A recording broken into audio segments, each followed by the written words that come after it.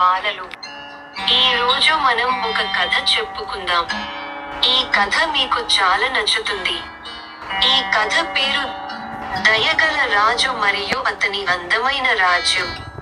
చాలా కాలం క్రితం ఆనందపూర్ అనే ప్రశాంతమైన రాజ్యం ఉండేది. అది వికసించే కమలాలు, నాట్యమాడు నెమళ్ళు ఉన్న దేశం, మరియు ఎండలో వెండిలా మెరిసే నదులు. రాజ్యానికి పాలకుడు ఆర్యన్ రాజు. అందరూ ఇష్టపడే తెలివైన మరియు సౌమ్య వ్యక్తి. బంగారు కిరీటం ధరించాడు మరియు అతని ముఖంలో ఎల్లప్పుడూ వెచ్చని చిరునవ్వు ఉంటుంది. ఆర్య రాజు ప్రేమ, దయ మరియు ధర్మంతో పరిపాలించాడు. ఆయన సత్యం, కరుణ మరియు అన్ని జీవుల పట్ల గౌరవం ద్వారా విశ్వసించాడు. అతని రాజభవనం గొప్పది, కానీ అతని హృదయం ఇంకా గొప్పది. ఒకరోజు ఉదయం, రాజ తోటమాలి రాజభవనానికి పరిగెత్తుకుంటూ వచ్చాడు. మహారాజు గారు, అడవి చెట్లు ఆకులు రాలిపోతున్నాయి, పక్షులు ఎగిరిపోతున్నాయి. ఆర్యన్ రాజు తన మంత్రులను, పూజారులను, గ్రామంలోని చిన్న పిల్లలను కూడా పిలిచి పరిష్కారం కనుక్కోమన్నాడు.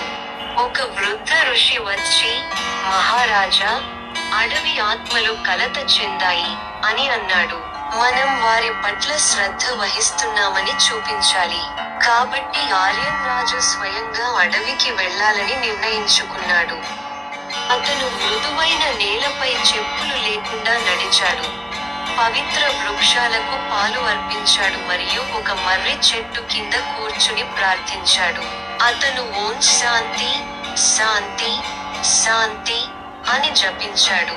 జంతువులతో శాంతి కలుగుగాక, చెట్లతో శాంతి కలుగుగాక, భూమికి శాంతి కలుగుగాక.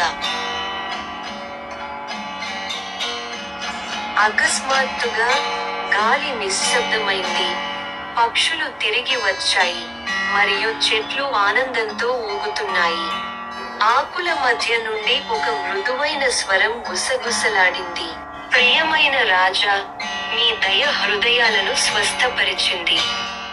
వాన్ మహోత్సవం, చెట్ల పండుగ జరుపుకోవడానికి రాజు ఆర్యన్ మొత్తం రాజ్యాన్ని ఒక గొప్ప ఉత్సవానికి ఆహ్వానించాడు.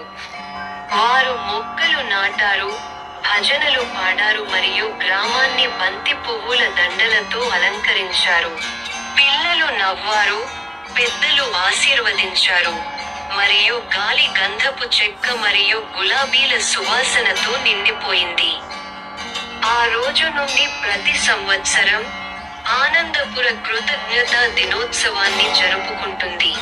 ప్రకృతి, జంతువులు, ప్రజలు మరియు పైనున్న దేవతలకు కృతజ్ఞతలు తెలుపుకోవడానికి.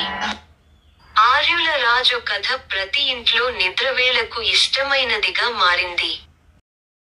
అందమైన రాజ్యం బంగారం మరియు రాతితో నిర్మించబడదని, అన్ని జీవుల పట్ల ప్రేమ, గౌరవం మరియు శ్రద్ధతో నిర్మించబడుతుందని ఆయన ప్రజలకు బోధించాడు. కాబట్టి, దయగల రాజు మరియు దేవతల ఆశీర్వాదాల క్రింద రాజ్యం సంతోషంగా మరియు పచ్చగా ఉంది. If you enjoyed this content, don't forget to like, share and subscribe for more updates. Your support helps us create even more great videos and keeps you in the loop with all our latest content. Thanks for watching.